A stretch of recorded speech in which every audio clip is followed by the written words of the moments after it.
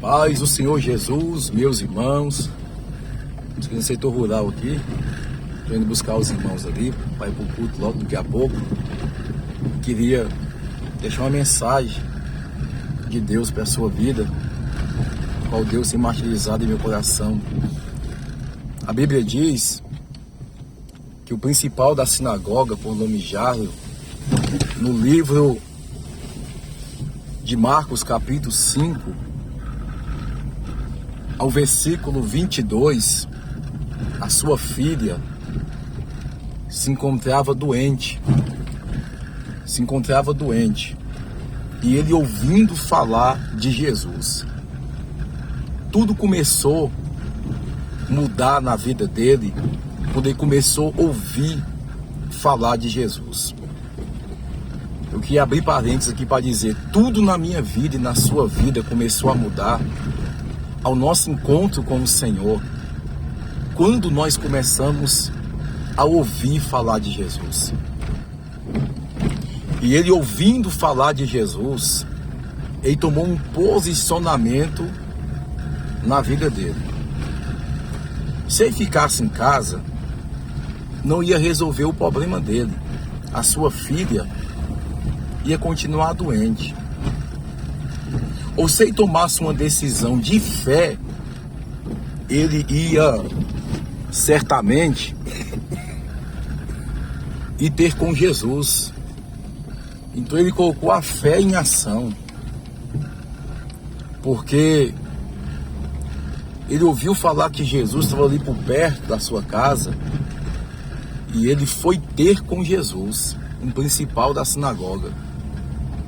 Só que eu acho lindo a atitude de Jairo, irmãos. Nós temos muito a aprender com ele, porque tinha uma multidão em volta de Jesus e ele se prostrou diante de Jesus. Eu estou filmando aqui, irmãos, porque aqui é um setor rural e choveu e não pode andar rápido não. Então a atitude deste homem foi linda.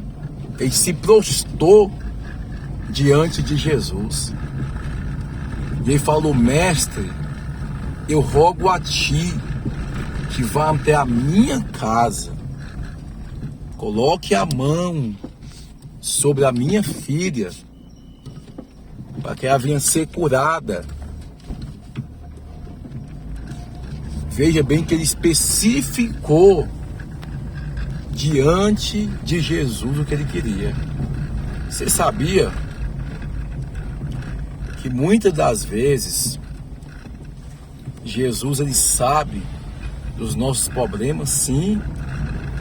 Ele sabe do nosso deitar, do nosso levantar? Sim. Perfeitamente. Mas veja bem que Jesus muitas das vezes ele quer ouvir da nossa boca, que nós conta para ele, especifica para ele o que nós estamos passando. Acredito eu até mesmo, para quando o Senhor fizer em nossa vida, a gente não venha dar legalidade ao homem, mas sim a Deus. E Deus pode usar o homem, que a gente sabe que a honra é para Deus. Um exemplo: quantas vezes, às vezes, eu estou precisando de uma provisão financeira e só Deus sabe daquela provisão que eu estou precisando. E eu falo: Deus, o Senhor é conhecedor e sabedor. O Senhor conhece a nossa labuta, específico diante de Deus. E o que acontece é que alguém vai falar: pastor, estou mandando uma oferta aí para o senhor. Então, quando eu vejo ali a oferta, o valor, é justamente o que eu estava precisando. Então eu agradeço o irmão ou a irmã, porque foi instrumento de Deus na minha vida. Só que eu falo: Deus, glória ao teu nome, porque foi o Senhor que tocou e foi o Senhor que enviou a provisão, porque o Senhor sabia da minha necessidade e do que eu coloquei diante do Senhor. Então Jairo, quando ele especifica diante de Deus, diante de Jesus, ele está expondo o seu problema. Deus está falando com alguém por meio dessa palavra para poder expor o teu problema a quem pode resolver e ter a fé e a confiança que Jesus pode sim fazer, irmãos. Irmãos, veja bem que Jesus ele não negou o pedido de Jairo. A Bíblia diz que Deus não despreza um coração quebrantado e contrito. Quando a gente se prostra diante de Deus, se humilha, se quebranta e fala: Deus, eis-me aqui, eu creio que o Senhor pode. Livro de Filipenses capítulo 4, versículo 13, posso todas as coisas naquele que me fortalece. Quando eu tomo um posicionamento na minha vida, pode ter certeza que as engrenagens do céu também vai se mover ao meu favor. Deus ele tem prazer em abençoar os teus servos. Só que às vezes há um processo de Deus em nossas vidas que a gente temos que passar por este processo. Temos que passar.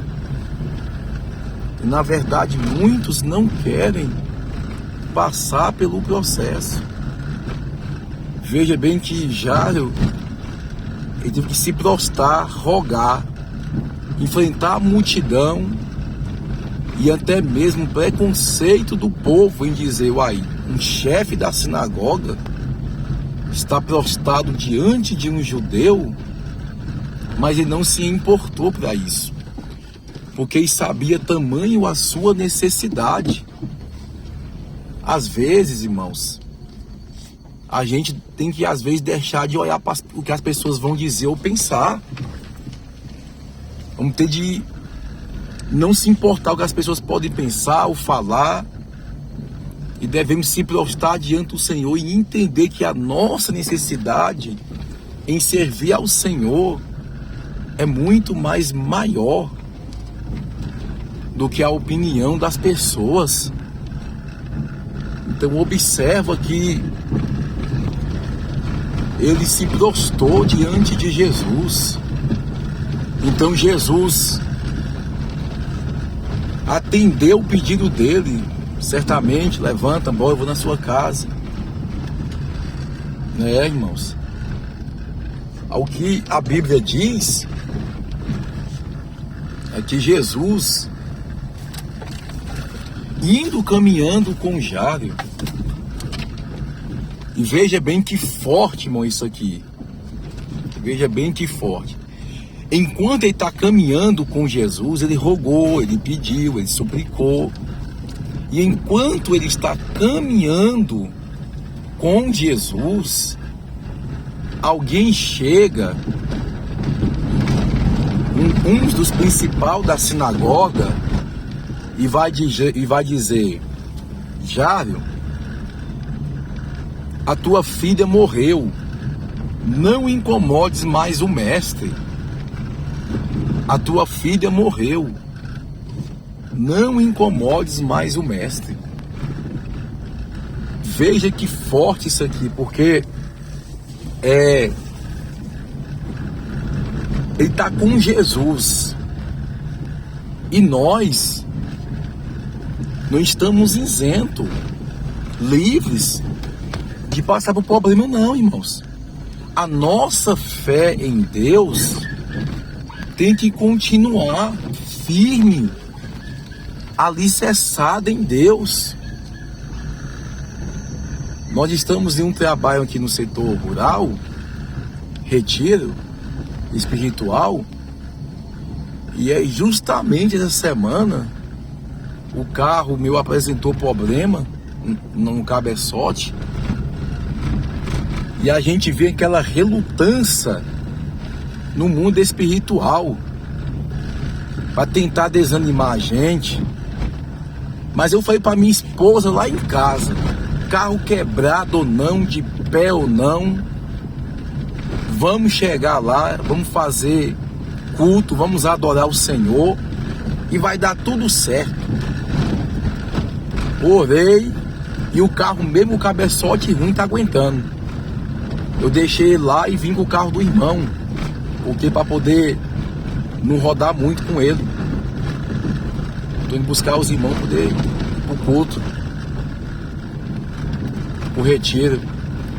Então, às vezes nós caminhando com Cristo, irmãos, vamos passar por grandes desafios, por altos e baixos. E aí? Eu vou perder a fé porque perdi alguma coisa material? Eu vou perder a fé porque a porta fechou? Eu vou perder a fé porque a enfermidade veio? Eu vou perder a fé porque meu filho endoeceu? Eu vou perder a fé porque alguma coisa não aconteceu da forma que eu queria que acontecesse? Já está com Jesus caminhando, tipificando e representando a nossa caminhada. A Bíblia diz que falou o que para ele? Sua filha morreu, deixa o mestre, deixa Jesus. Ou seja, é mais ou menos isso aqui. Você está aí só por causa do milagre. Você está aí com ele porque você quer a bênção, porque você quer o milagre. Mas não. Nós não servimos a Jesus por causa do milagre, por causa da bênção, não. Nós estamos com Jesus antemão por causa da salvação. Quem está com Jesus por causa do milagre, quando não acontece o milagre, a bênção, ele retrocede. Ele volta. Mas aquele que está caminhando com Jesus e dá ouvido à palavra de Jesus, não vai retroceder. A estrada aqui é muito ruim, irmãos. Muito ruim mesmo. Misericórdia. Não vai retroceder de maneira alguma. Não vai retroceder. Por quê, pastor? Porque ele, mediante o que os principais da sinagoga diz, tua filha morreu, não incomodes mais o mestre, deixa ele. Você estava buscando isso só por causa do milagre. Jesus vai dizer bem assim para ele: não temas, crê somente. No capítulo 5 de Marcos, versículo 35, Jesus vai dizer: não temas, crê somente. Crê somente. E aí? Quem que já vai dar ouvido aos amigos com as palavras negativas, porque pensou que já só estava em busca de um milagre? Ou ele vai dar ouvido à palavra de Jesus? Aí a pergunta para todos vocês que estão ouvindo, me acompanham na minha trajetória enquanto eu estou indo ali buscar os irmãos,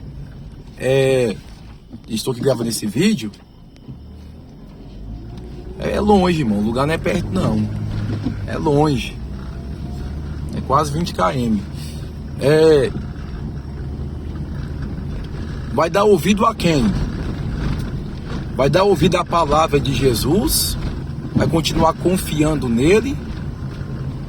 Ou você vai dar ouvido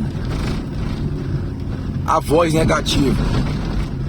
Os amigos, entre aspas, porque tem amigo que é só o sangue, né, irmãos? Tem amigo que, se puder te afastar de Jesus, ele te afasta com coisas negativas. Pra que isso? Pra que fazer isso pra igreja? Pra que fazer isso? Pra que fazer aquilo? Acaba desanimando as pessoas de orar, de buscar, de fazer alguma coisa em prol do reino do céu. Né, irmãos? É desse jeito. Aí o que acontece? A Bíblia diz que ele permaneceu com Jesus, fez a escolha certa, mediante as lutas, mediante ouvir que a tua filha tinha morrido, mediante tudo tá dando errado na vida dele, mediante tudo saiu do controle, ele permaneceu.